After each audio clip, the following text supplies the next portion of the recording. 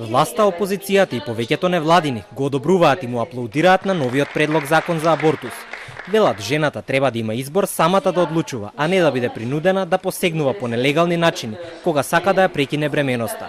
Да донесеме закон со кој што жената ќе може свесно и без принуда од било кого, ниту пак со влијание од било кого да донесе одлука како и што да прави со своето тело. Доколку една жена одлучила да ја прекине бременоста или не сака или не може да го роди своето дете, односно сака да го планира семејството, административните забрани нема да ја спречат жената да абортира.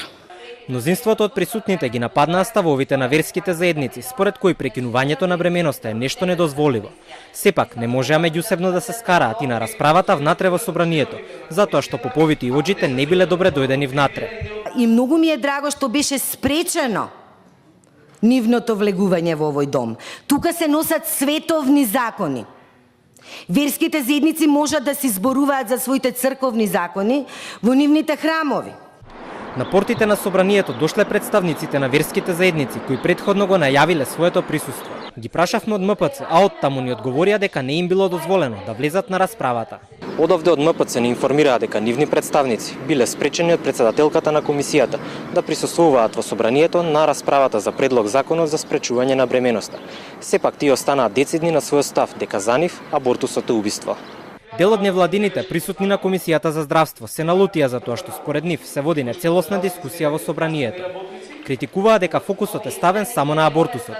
Запрашаа што со правото на жената да се оствари како мајка. И кога велите дека има право на избор, зошто само абортусот го ставате како избор?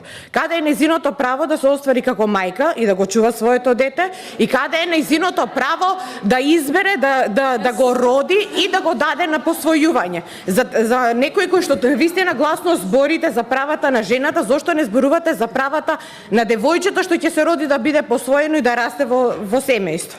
Новиот предлог закон за абортус во текстот како опција предвидува жените да можат да ја прекинат бременоста и со обично апче до 9-та гестацијска недела. Јавната расправа во собранието се одржува на предлог на ДУИ.